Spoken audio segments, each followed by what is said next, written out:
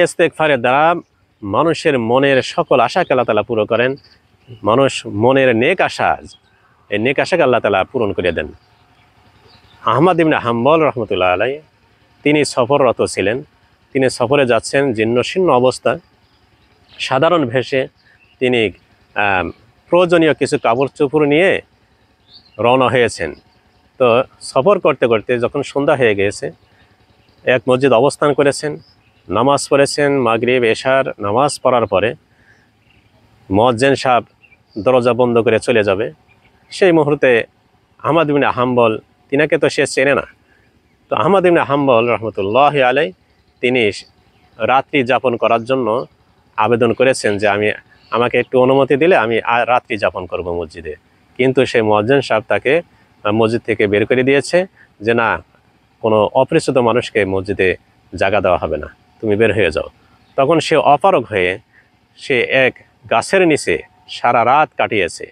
সারা রাত অবস্থান করার পরে সকালবেলা যখন সকাল হয়ে গেছে, নাস্তার টাইম হয়ে গেছে, তখন তিনি একটা বাজারের দিকে অগ্রসর হয়েছেন।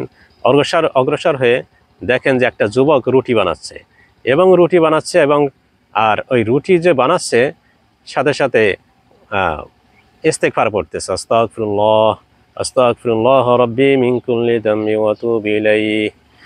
সব সময় ইস্তেগফার পড়তেছে। সেই যুবকের ইস্তেগফার পড়া দেখে আহমদ ইবনে হাম্বল রহমতুল্লাহ আলাইহি বলতেছে যে তুমি এত ইস্তেগফার পড়ো কেন?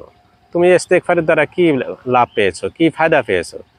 তো সে বলতেছে যে হুজুর, আমি ইস্তেগফারের দ্বারা বহুত ফায়দা পেয়েছি। আমার জীবনে যত দোয়া করেছি সকল দোয়াই কবুল হয়েছে। আমার মা আমার জন্য দোয়া করেছেন, যা আমার ছেলেকে আল্লাহর ওলি বানিয়ে দিও। আমার ছেলে যা চায় আল্লাহ তুমি তা কবুল করো। আমার মা আমাকে আমল শিখিয়ে দিয়েছে, ইস্তেগফারের আমল, যে তুমি বেশি বেশি ইস্তেগফার করবা। তো আমি সবসময় ইস্তেগফার করি, আমার সকল দোয়াই কবুল হয়েছে, কিন্তু একটা দোয়া এখন পর্যন্ত কবুল হয়নি। তখন আহমদ ইবনে হাম্বল রহমতুল্লাহ আলাইহি তিনি বলতেছেন সেই দোয়াটা কি? কিন্তু সেই যুবক চেনে না যে ইনি আহমদ ইবনে হাম্বল। আহমদ ইবনে হাম্বল তিনাকে যখন বলছে, ছেলেকে যখন বলছে যে তুমি তোমার সেই দোয়াটা কি, যে দোয়াটা এখন পর্যন্ত কবুল হলো না, তখন সেই যুবক বলতেছে যে আমি এই জামানার একজন ইমাম আছে আহমদ ইবনে হাম্বল, তিনার দেখা পাওয়ার জন্য আল্লাহ তাআলার কাছে দোয়া করি, ইস্তেগফার করি, এই দোয়াটা এখন পর্যন্ত কবুল হয় নাই। আল্লাহ তাআলার কাছে আমি চাই যে হে আল্লাহ, তুমি আমাকে মওতের আগে হলো আহমদ ইবনে হাম্বলের সাথে আমার সাথে দেখা করে দিও।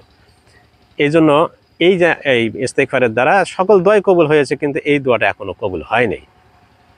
তখন আহমদ ইবনে হাম্বল রহমতুল্লাহ আলাইহি ওই যুবককে বুকের সাথে জড়িয়ে বলতেছে, হে যুবক, তোমার ইস্তেগফারের দ্বারা আজকে সেই দোয়াও কবুল হয়ে গিয়েছে, আমি সেই আহমদ ইবনে হাম্বল।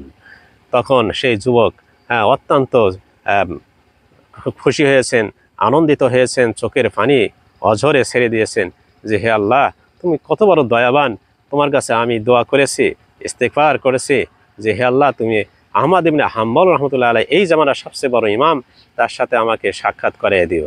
আল্লাহ রাব্বুল আলামিন সেই দোয়া তুমি কবুল করেছো।